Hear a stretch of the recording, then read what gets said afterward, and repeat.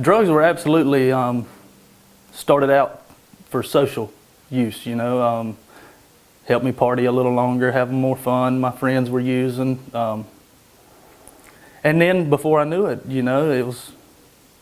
it spiraled out of control. What used to be a weekend thing became getting through Monday, and then I needed help getting through Tuesday. And before I knew it, 2 months had rolled, then a year, then 2. And so I lost a lot of time, and methamphetamines were my drug of choice, and it was easy to get in a small town. I experienced with pain pills and ecstasy and, a number of different things, but I always went back to what was easiest to get my hands on. And what a terrible ride it was, what was so fun to start with turned into a lot of wasted energy, hunting the drug, chasing the high, and before I knew it, I was sick and tired of being sick and tired. 12 years on and off. I know the last 4 years, last 3.5 years, I didn't miss a day using methamphetamines. And that's not bragging at all. That's just what it was. It was an everyday use to get through the day, to make the day. I'd tell people that it made the day a little more enjoyable just to not have to face the real day, and which was really BS, I was miserable. That high was no longer fun, and it wore out a long time ago. But it was either sleep, go to sleep for 3 or 4 or 5 days, and then my parents be asking what's going on, and so you start hiding from yourself and from everyone that loves you, and here I am, I found this place on my own, or it found me. If you want to put it that way, it really did. Knock on wood, I've never been in trouble. But I knew that was just a matter of time, before that luck run out, because everyone around me was going down, and I don't know that the heat was on. It's funny though, you hear stories now coming from back home that someone heard that I had gotten in trouble, and that's the first thing you do is run off to rehab. Most of them, they get out of jail, they run off to rehab, find some place to jump in, and it helps with the courts and the trouble. But I didn't get in trouble, and I am a God-fearing man, and I believe that He had a lot better plans for me. But not only was I miserable, everyone around me was miserable too. My parents, they've never been anything but supportive, but they didn't have a clue what they could do to help. And you run from them, you run from the people that you love, you quit doing the things that you used to love doing, and you find yourself locked in a bedroom, getting high, spending every dime that you make, on the drug, chasing the high.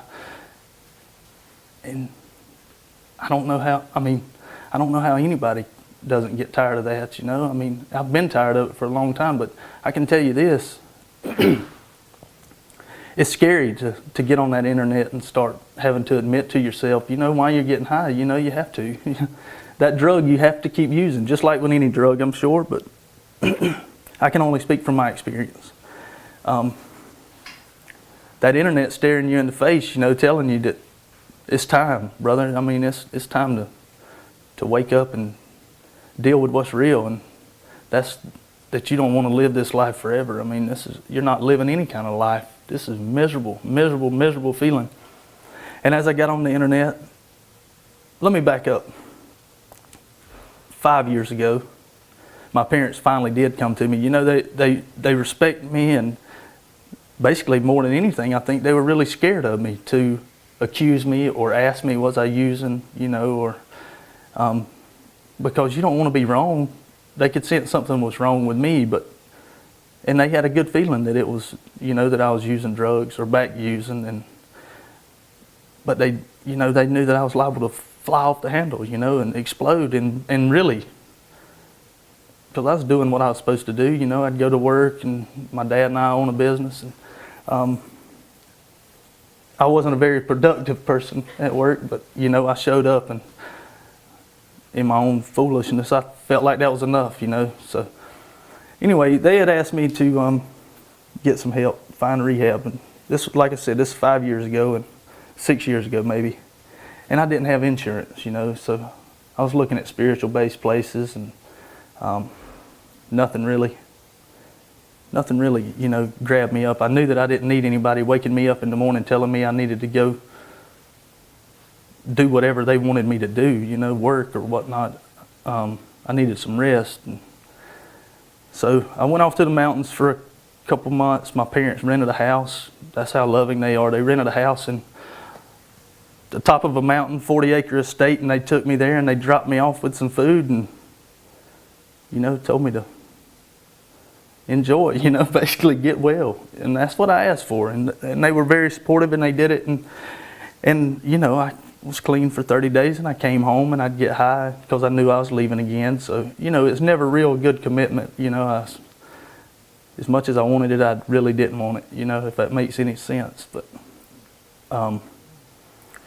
60 days in the mountains turned into a year and a half, but every time I'd come home, I'd get high and go right back to the mountains. And then it got to where I had a vehicle finally,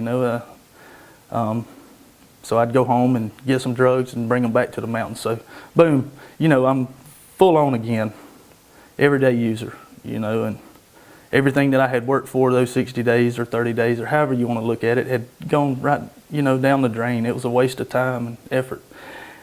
But I do know now, after being here, that had I went to rehab then,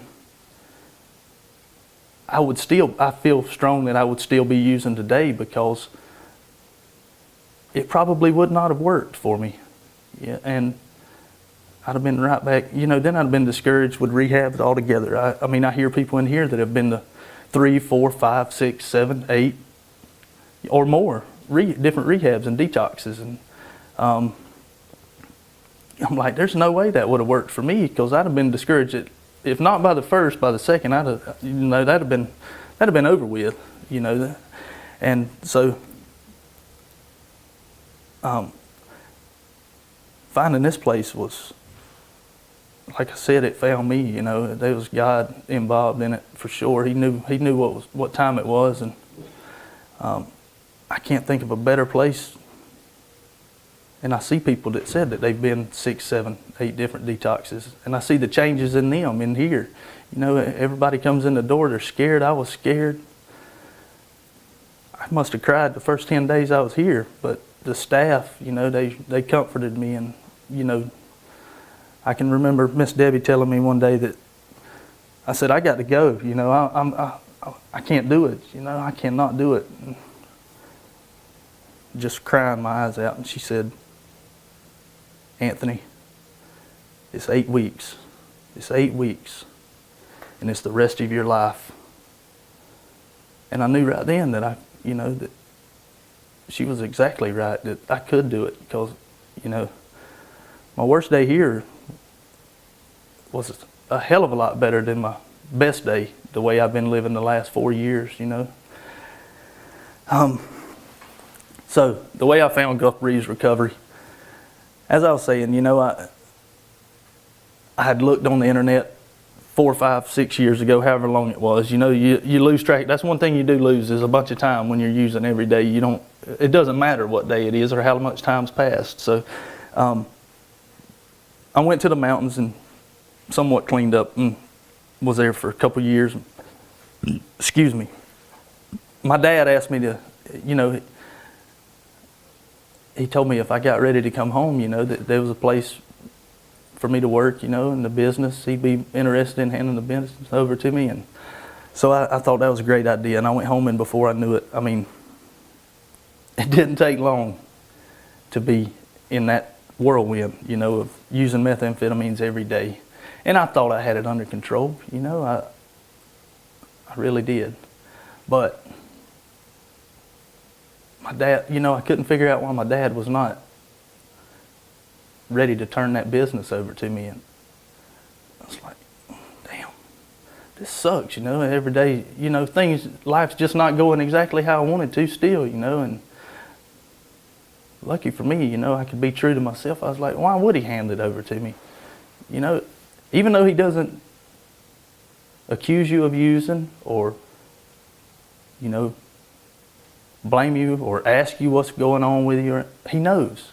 And it would not have been a great idea for him to give that business over to me, because the business would be gone by now. So, let's see, like the beginning of May, he and I got in a big argument, you know, and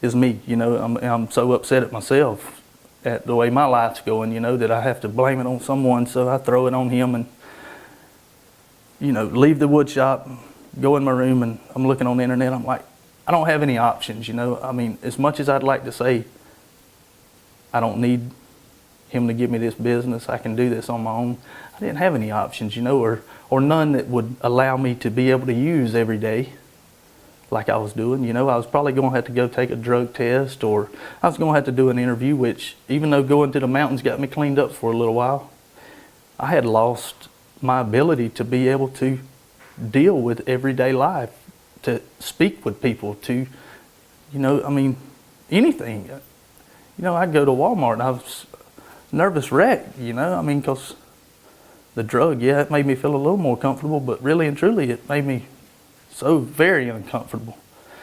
So I'm like, what can I do, you know? Well, first thing you need to do is face up, man. You got a problem, a serious problem, you know, and it's this drug, and you know it is. So maybe you should start by getting some help. That's the only thing you haven't done yet, you know, is reach out. Be uncomfortable. Go to faith-based if that's what it takes. And I knew that, I mean, as much as I am God-fearing and love God, I just knew that that wasn't the thing for me. And as much as my parents and I complained about the Obamacare and, you know, all this, that, and the other with insurance, health insurance, you know, really and truly, I said the other day that thank God for it, you know, really, because I was forced to have to get health insurance, you know, and I did Obamacare, and then I got my own health. I didn't want to deal with that anymore, so I got good insurance, thank God, you know, and that made this possible. But anyway, back to, on the internet, I told myself I needed the help, you know, and that's the only thing you haven't done, Anthony, is really get some help. You know, you cannot do this on your own. You tried it. You've tried it your way for many, many years now. Let someone else try to help you, you know. And so I got on the internet and I looked at many places, and I made several phone calls, and Gulf Breeze Recovery, the website, you know, it just kept bouncing back up, you know. It just kept throwing itself right there in front of me. I had told a few other places in California and South Florida that, you know, I was interested in going there. But I got discouraged because I would call these numbers that were on these websites, you know, and it took me a little while because I was, you know, my mind was so messed up, you know. But it finally hit me that you're not calling any of these places directly, you know, you're getting the same answering service or something, you know, basically leave a message, and it's a hotline. I was like, well, it's hard for me to take any of this serious if they're not taking me any more serious than that. And I kept going back to Gulf Breeze's webpage, and, you know, and everything sounded so good, you know. I mean, the testimonials were awesome. The written ones, you know, I was like, there's nobody has anything negative to say about this place. These other places, you know, I knew 12-step was not an option. I mean, I just knew it. I heard bad things, but I was so discouraged that I put off making the phone call for 3 or 4 or 5 days, you know. I mean, this is rocking on, you know, I was in my bedroom for close to a month, you know, without speaking to my parents, or, you know, I was just mad at the world. I was mad at myself. So I kind of just locked myself up in a cage and focused on this, finding help and talking to myself, but I would not make that phone call because I was scared to death that I wasn't going to be talking to an individual, and I finally was like, this place is too good. I mean, this site, their website, and the testimony, I was like, I have to make this call, I have to. See what happens. Leave a message if you have to. And I called and I was like, I said, am I talking to Gulf Breeze Recovery? Someone, a representative from Gulf Breeze Recovery, or are you just another hotline or what? And he was like, yeah, this is Gulf Breeze Recovery. And I was like, thank God, really. So that was basically one step in when I was talking to an individual. That's a plus already. This place taking me serious. And I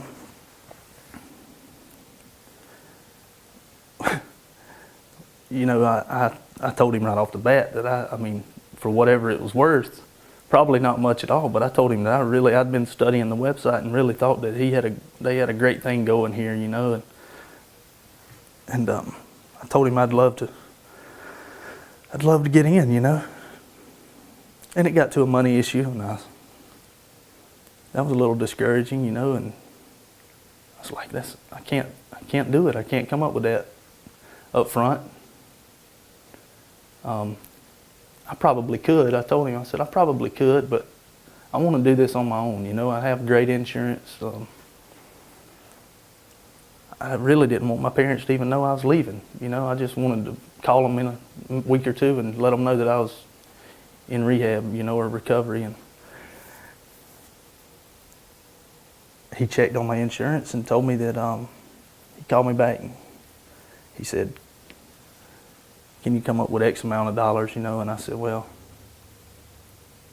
I think I can probably do that, and I sold my car and did everything in the world I could think of to keep from having to burden my parents, and it wouldn't have been a burden at all. Looking back on it, they would have done it. They would have mortgaged their property if they thought it would work, But I was $5,000 short, and I had to call my parents. And they asked me what I was doing, what I needed the $5,000. Of course, they asked me what I needed the $5,000 for. I was a raging lunatic at the time. And I said, I'm going to get help. I'm going to rehab. I'm going to Gulf Breeze Recovery, and I'm $5,000 short. And my mother, I think before she hung up the phone, she was knocking on my front door with the money. So I called her and I said, yeah, I got the money, man. Hold me a bed. Please save me a bed. I'll be there. And this was, I came in, I got here May 29th. May 29th, yeah. It was a Sunday. And I tell people that if I don't have any complaints, not one complaint. I almost had a complaint one time, and that was right when I got here. On Sundays, they didn't have anything to do, that it was the day off for all the other guests.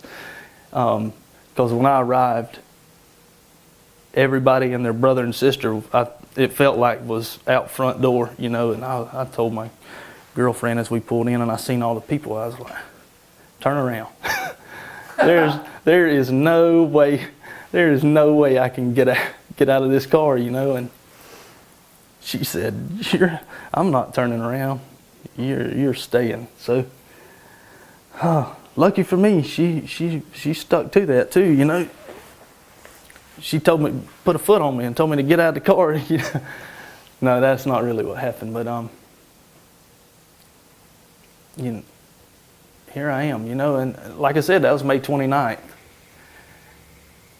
My first 10 days, I was miserable, Now, I will say this. I came in May 29th, and the staff, the guests, Reed, everybody they were unbelievably not what I expected. In a good way.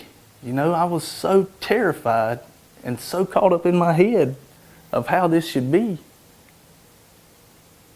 that I was so, it was almost scary how nice everybody was, and that's from the nurses to, like I said, the cook, to the guests, to each and every guest. I mean, they took me right in, and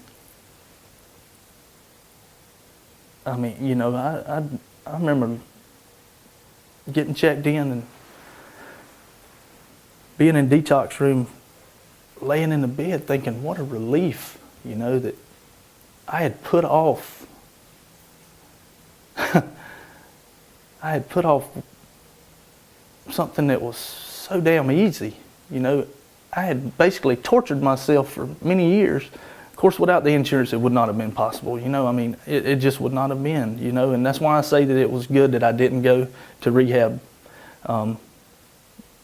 6 or 7 years ago, 5 or 6, however long it was, because I would have been discouraged. I would have not have made it through that, because I wasn't ready. And then I would have had a bad taste in my mouth for any rehab, and from day one, it was an unbelievable experience, and was miserable and called home and homesick. And the guests, they'd let me know that it will get better. And, that's the last thing you want to hear, really. You don't want to hear any of that, really, because even though they mean well, that it's not exactly what you want to hear. At the moment, you just want it to be shitty. Pardon my French, but you just want to feel bad, and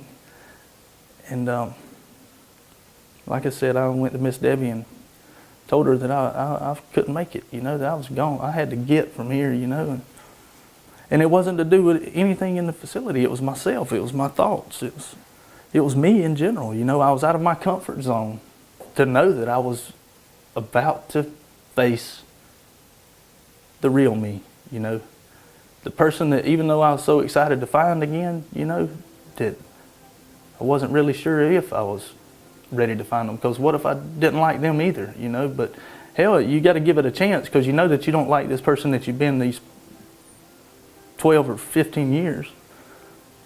Like, this talk with Miss Debbie, and she did that 8 weeks, and and I remember it was, that hand kept stretching and stretching, and I was like, thank you, and she will not to this day take any credit. I try to thank her every day for talking to me so genuinely and being so open and honest and listening to me and watching me cry and not judge. And the staff, they will not take any credit for your success here, and they just point you in the right direction is what they tell you. And well, I want to thank you for pointing me in the right direction, whatever you want to call it. I owe it to you in some degree. But yes, that's when it was. And I don't know exactly how many days in that was. I would say roughly 10 of them miserable days. And once again, not to do with the place, to do with me.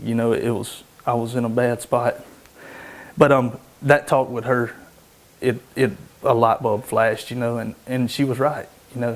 8 weeks is a short period of time for me to get to finally enjoy life, a life that I know that I deserve. The drug talked me into believing that I didn't deserve it for a long time, and I was my own worst enemy before I got here. I beat myself up.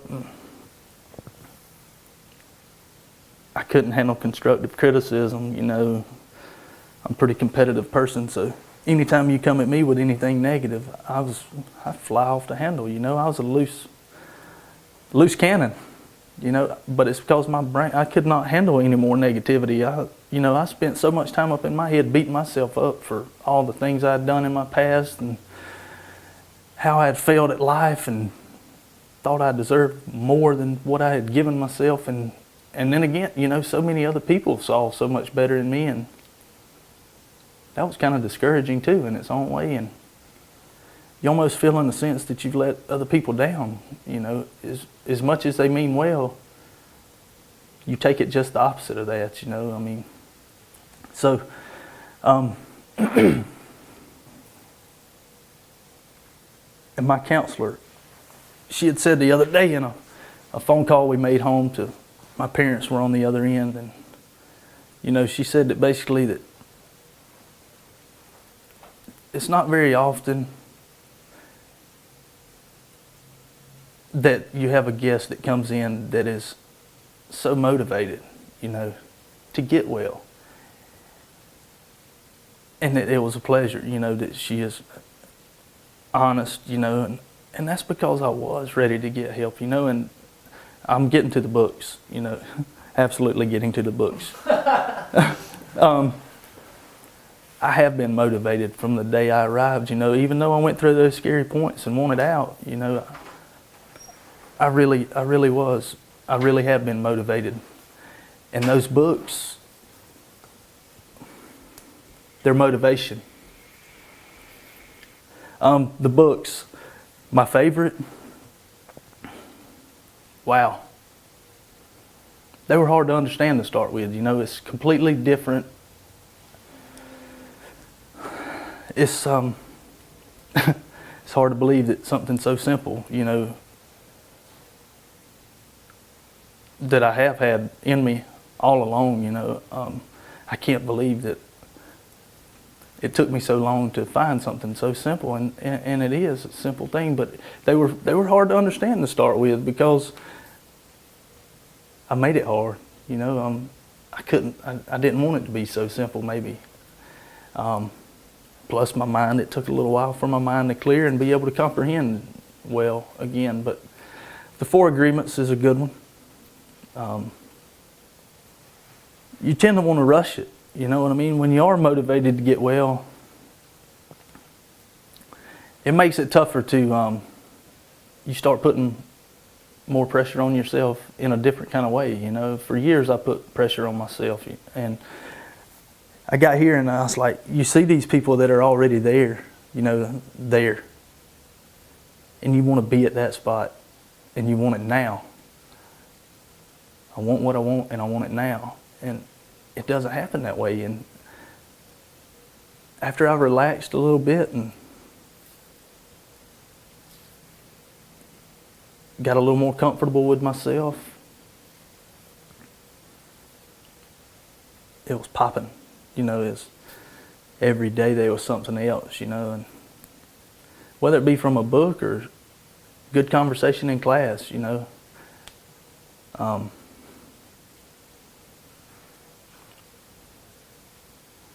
They put all this stuff here for you, you know, and they encourage you to help yourself to the library, you know. My room, the cabinet, the upper cabinet is just books, you know. And I'm not ready to take them back for someone else because I like to refer back to them. I know that I've seen this or heard this somewhere, and I'm such good stuff, you know. Sidney Banks, what an amazing man, you know. Once again, thank God for Sidney Banks. And Pransky and so many others, you know. I mean, thank God for them. I'm reading Steel Power right now, and that's by Kramer. Last name's Kramer. You know, and it's a sports, basically something to do with sports. And this guy, you know, he found, thank God for him finding the 3 principles, finding out about the 3 principles, because he's helped many athletes, you know. And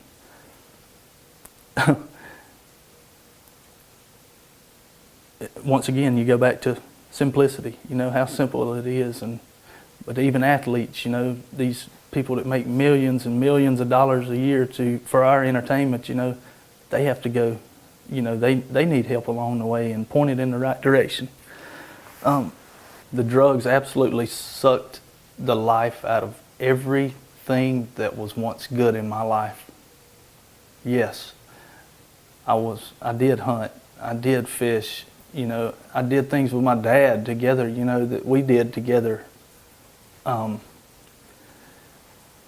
played golf. That was something I loved to do, and I loved people at one point in my life. I loved being around people. I loved making people laugh. I loved so much about life at one time, and I'm, thank God that's, I'm getting that back. But the answer to your question is, it sucked everything out of me. It sucked everything that was once enjoyable out of my life. I no longer wanted to be around the people that loved me or the people that I used to laugh with and all, because they were at different levels in their life that I felt like I should have been at and could have been at, but I chose to go down another path, and beat myself up for a long time because of that. Oh, they actually came we had an 8-hour outing, not this past Saturday, but the Saturday before, yes, and it was great, That's the first time I'd seen my mother in the 2 months, That was my second outing, and we'll get to that. That was I'd been here 8 weeks, and they came. I had not seen my mother in 2 months. I had not seen my dad in 3 months, and different, yes, it was different, but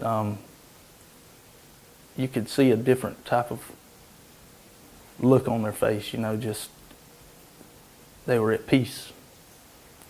I was at peace. Yes, I have, and the first 3 or 4 weeks, because I was still ashamed of myself and carrying all these wicked thoughts around, I didn't speak to them, I avoided it. But I finally had one of these light flashes in class or reading a book or however it happened here that said, you don't have to carry that weight anymore, man. Pick up the phone, because I guarantee you that they're nothing but proud of you, Now, bullshit you were talking about. It's amazing now. I wake up I set my alarm. Normally I don't have to wake up to the alarm, but just in case, I don't want to miss a sunrise, It's amazing the things I see now.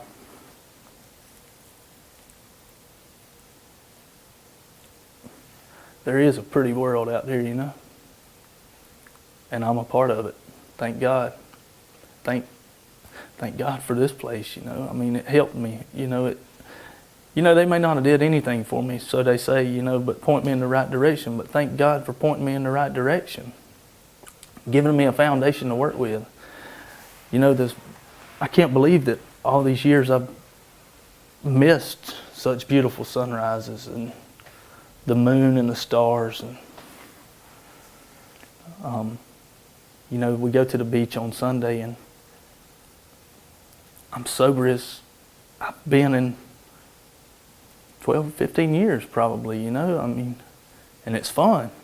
I have fun out there, and, I didn't know that it was possible. I really had no faith in the fact that it is possible to have fun without having to be on drug, using some kind of drug to help.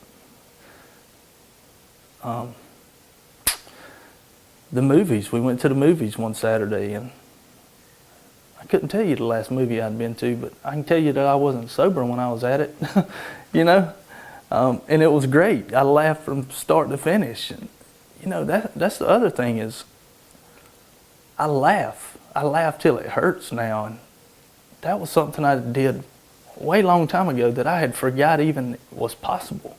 It wasn't even a thought in my mind anymore because it had been so long, but I have laughed in here with sober people, and we have laughed until I have to say, man, you got to stop. My cheeks are hurting, my stomach, feel like I've had a 3-day ab workout or something, and man,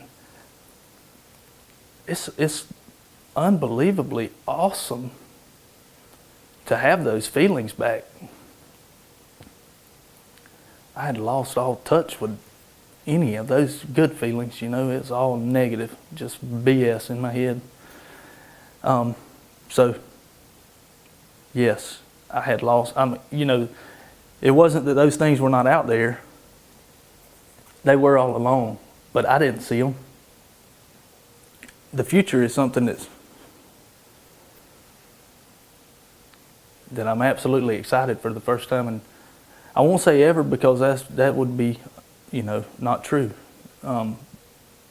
It's been a long time since I looked forward to the future. You get to a point in your life when you're so beat up in your thoughts and all that, you almost think that life would be easier without you, and but you can't, then it'd be over for other people that love you. And so,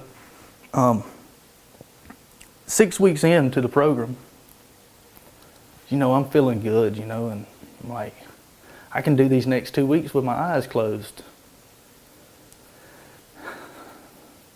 And then another little light went off, and I was like, wow, I feel great.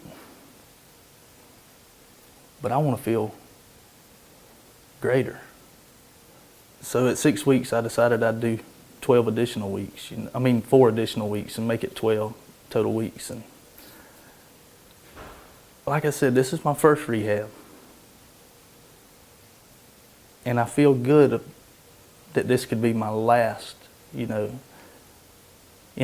positive way, that if I felt great at 6 weeks, I look so much forward to how good I'll feel at 12 weeks, and how much more confidence I'll have in myself with facing everyday life, and those stumbles and bumbles. I'll have the tools and the practice, maybe to make the right decision, to keep on thriving.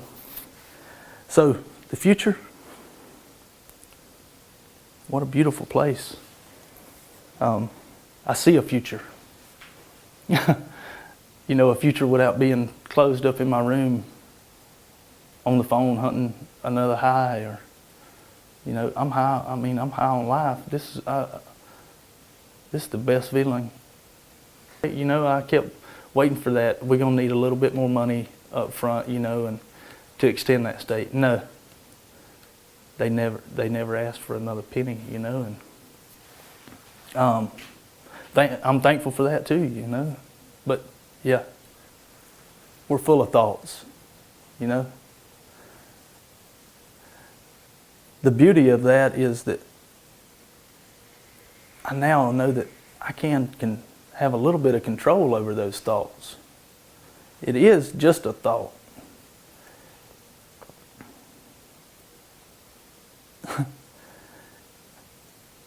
Don't get me wrong, I'm well aware that there'll be times out when I'm out that I'll think about how good it once felt to get high, and I'll think, well, maybe it'll be like that first time, or if I can do it one time, and I'll be okay. But that is just a thought, that's an unpleasant thought, really, that. For me, I'm well aware also that in my experience, it's really not possible to do it one time, and I need to stick with that thought, because any other thought is complete BS.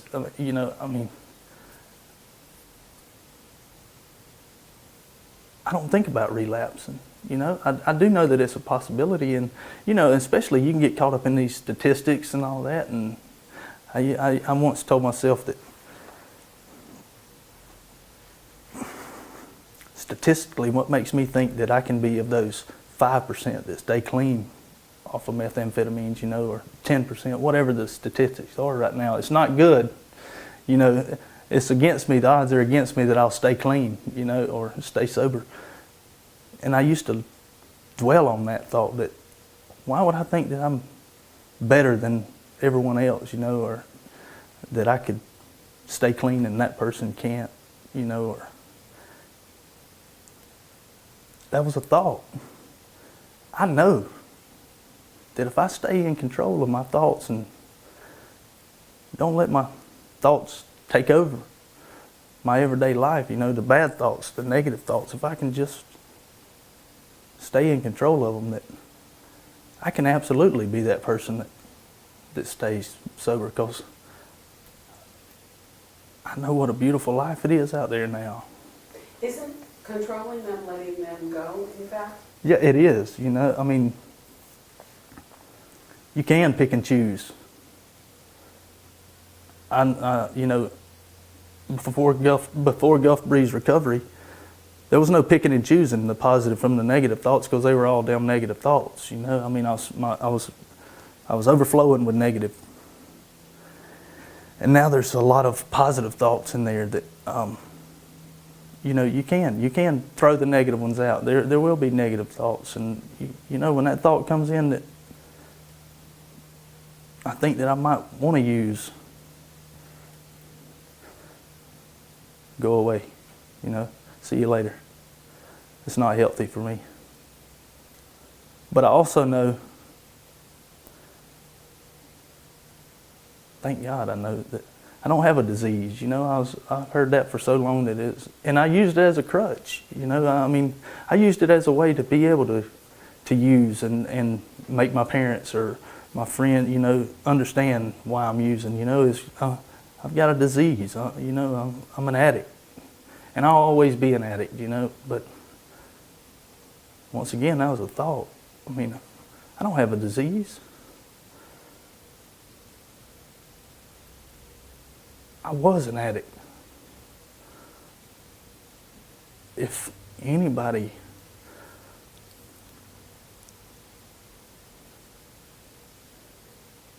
if that's how they see me, as an addict, they don't know me at all. I mean, I was an addict. I'm no longer an addict. I'm just Anthony. And I look forward to Anthony's life. They told us in class one day that no one deserves to write the ending to your story but you. And I used to pay attention to the way that everyone tried to write the end of my story. But they have no right. I'm going to write the end of this story. And I might have a hiccup, I might use. But I do know that I can get back up, that it doesn't define me. It's not my label at all. It never will be again. I mean, I have a solid foundation now that with completely different thought patterns and the way to look at things. And you slip and fall, you get back up. I slipped and fell many times in the past, and I let it define me. I let that be the point that I gave up, and said, what the hell's the use, You'll always be an addict. I mean, it's in the books, I mean, they tell you every day that once an addict, always an addict. And that's the way I lived, That's not the truth. I mean, I've learned that. I've learned that it's okay to fall. Get back up. It's how you get back up. I'm trying to think back of all the fears and insecurities and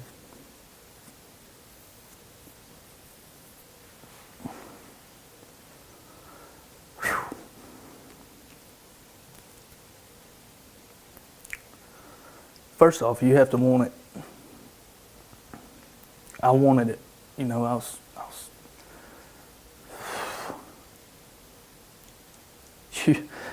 You deserve so much more than the life you're living, and it's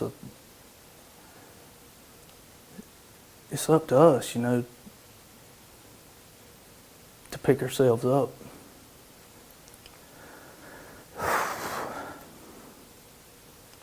We're all scared shitless when we get here too, we're scared to death. I was scared to death,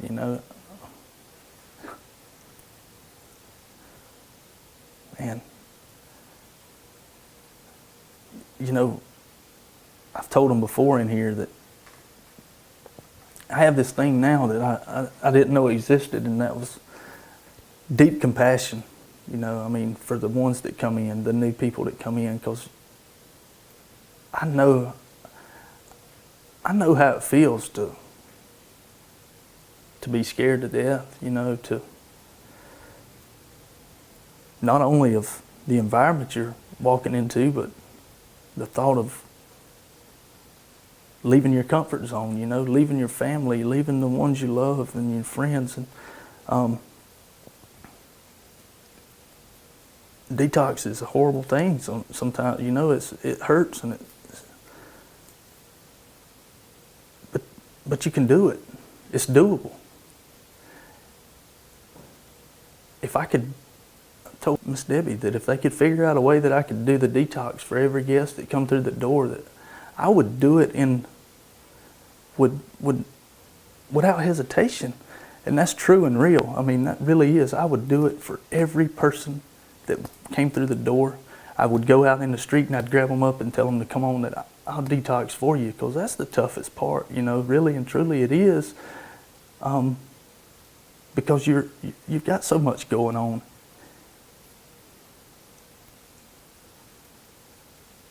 But it's absolutely worth it to suffer for that little bit of time so that you can have the rest of your life.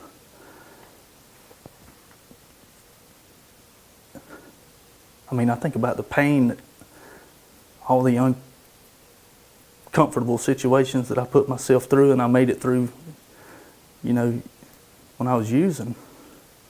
Why can't I do something that's ultimately going to make my life so much better? You know, and this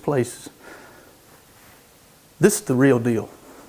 I mean, I can't compare it to any. I can tell you this, that I've been in class and I've seen many people come and go, you know, and make it. They make it through the program. You know, you watch them and it's, you know, every graduation is tears of joy because it is doable. You know, I mean, you made it, you know, and you see these people, you see them come in, they're suffering, you know, they're hurting. And then you know, in a matter of 6, 7, 8 days, you see a whole different person. You know, you see a complete 180 and people, and it makes you smile and know that this place works, you know, and that's what it's all about. We want something that works, right? You know, I mean, you know, I didn't come here to swim. I didn't come here for, I don't know if the website, I don't know if it said anything about beach side or beachfront, because that was of little importance to me, you know. I mean, I didn't give a damn about if it was on the beach or not. I wanted something that was going to work, you know. And, you know, I remember watching those videos. I watched Miss Debbie's video on the website, and I remember they'd always say at the end, because it works. And I said, well, they sound pretty damn confident, so sign me up, you know.